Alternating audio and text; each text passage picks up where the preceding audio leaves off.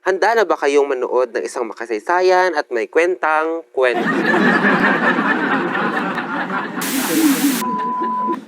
At gumamit na nga ng mahikang ebektus. Taran! Hello po.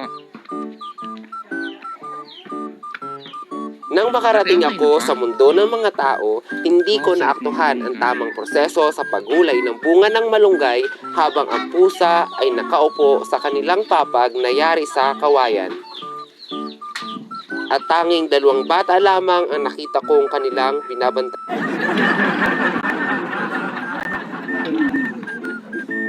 Nang matapos kong makuha ang mga activity, panandalian akong nakipaglaro sa mga bata ng paborito kong larong basketball. Hoy!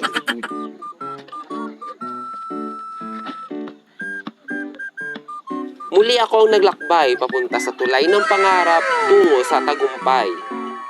Wow, mukhang masaya ang best friend ko. Akala niya siguro magpipicture ako.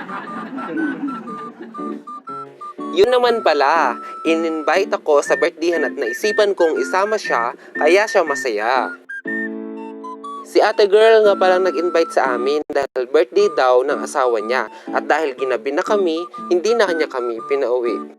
Dahil kilala din nila ako bilang ALS implementer sa kanilang sitio. At yun na nga, kami ay nabusog. Kaya't kung gusto mong ma-invite sa birthdayhan, halina't makipagkaibigan. Hoy! Good morning!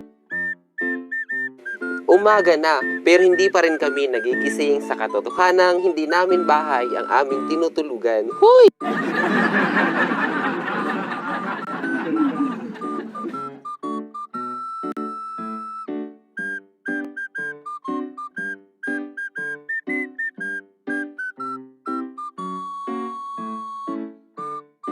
At hindi pa rin talaga bumangon at nagpakyut pa sa kamera.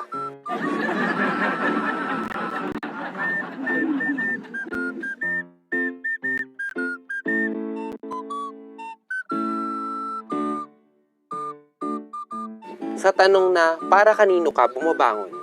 Kami, sa Nescafe Classic, arumang-aruma ang amoy at nakapagpainit ng katawan. Hoy! Sigmura.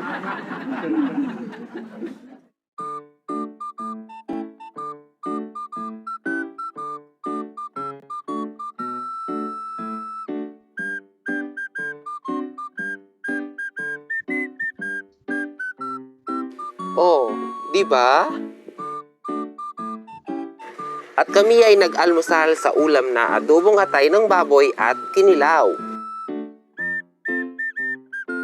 Maraming salamat nga po pala sa nagpatuloy at nagpakain sa amin. Hindi po kami magsasawa hanggang sa ulit-ulitin. Hoy!